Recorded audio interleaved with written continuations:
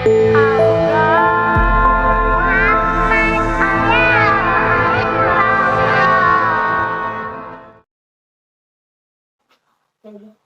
selanjutnya saya panggilkan Adinda Febriani Ngera, yang biasa dipanggil Febri, untuk menyampaikan ceramah 5 menitnya. Kepada Nanda dipersilahkan.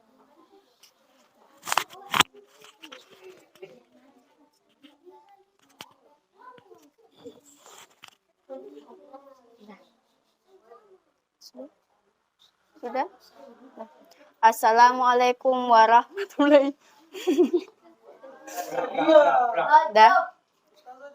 Assalamualaikum warahmatullahi wabarakatuh. Waalaikumsalam warahmatullahi wabarakatuh. Itu waktu salam, itu mata memandang di jamaah. Ya, jangan memandang di bawah. Ya. Ulang. Wahid, itsnain, tsalatsa. Assalamualaikum warahmatullahi wabarakatuh. Waalaikumsalam warahmatullahi wabarakatuh. Alhamdulillahi rabbil alamin. Wassalatu wassalamu ala asyrafi anbiya'i wal mursalin wa ala alihi wa sahbihi ajma'in. Amma ba'du. Teman-teman jamaah salat Isya dan Tarawih yang dimuliakan Allah Subhanahu wa taala.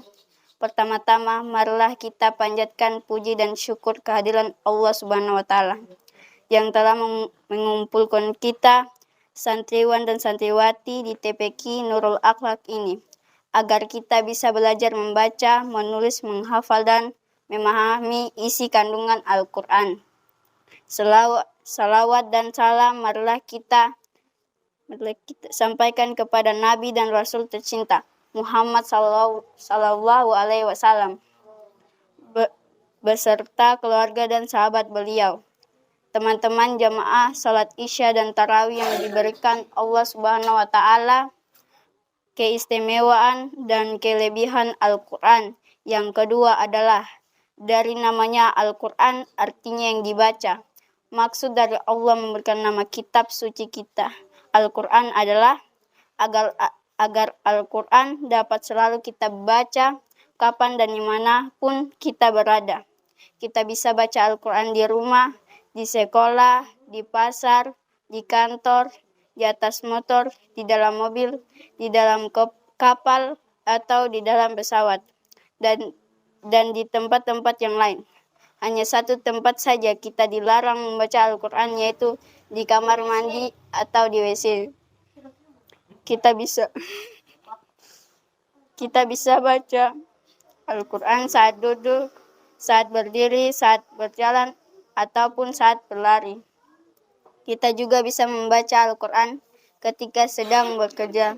Misalnya, merapikan tempat tidur, mencuci pakaian di sumur, membantu mama masak di dapur, menyapu atau mengepel lantai, mencuci sepeda kita sendiri, ataupun membantu bapak mencuci motor atau mobil. Mengapa saya katakan bahwa kita bisa membaca Al-Qur'an saat belajar atau berlari? Mengapa saya katakan kita bisa membaca Al-Qur'an ketika sedang bekerja, seperti mencuci pakaian atau mengepel lantai? Bagaimana caranya? Caranya adalah kita baca Al-Qur'an dengan tidak memegang Al-Qur'an. Caranya adalah kita baca Al-Qur'an dengan tidak melihat Al-Qur'an. Itu karena Al-Qur'an sudah ada di dalam kepala kita. Itu karena Al-Qur'an sudah ada di dalam hati kita. Itu karena Al-Qur'an sudah kita hafal, walau hanya 1 juz.